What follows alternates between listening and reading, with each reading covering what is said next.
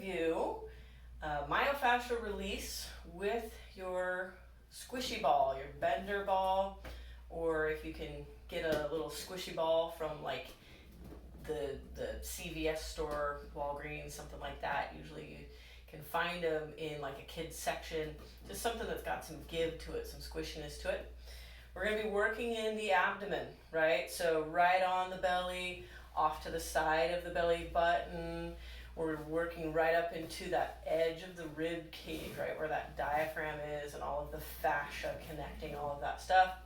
We're working down into that hip flexor area, right across the bone of the pelvis and whatnot. There's really no spot that we can't go here, and just use the pressure that you think is best for you.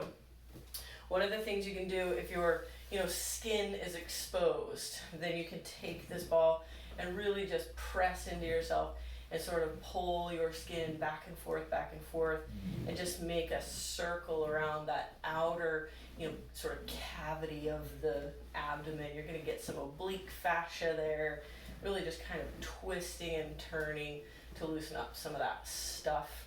You could also do that with any style of rubber ball, a lacrosse ball or something like that, but these big soft ones tend to be kinder.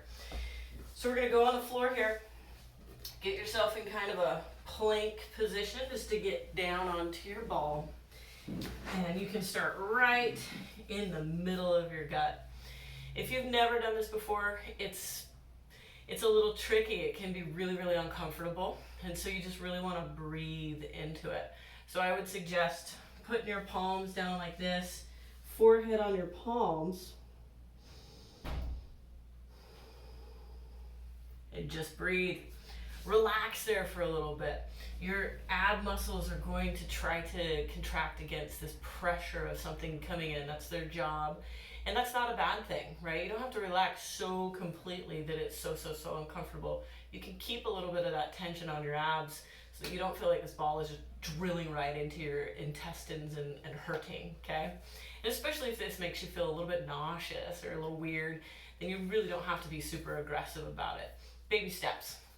So I'm going to start swinging left to right, just letting that ball go back and forth. It's right in my belly, right? And I'm just moving my body back and forth and just kind of feeling what that feels like. Taking deep breaths the whole time. I don't want to hold my breath and brace against this pressure. I really want to let that ball sort of do its thing and let it come in. I want to spend at least 90 seconds here, guys. At least 90 seconds. If that means you have to set a timer so that you can be, honest with yourself, do that. I can also get into a little bit of hip flexion here. So I can take this leg, I can start working on that, need for external rotation.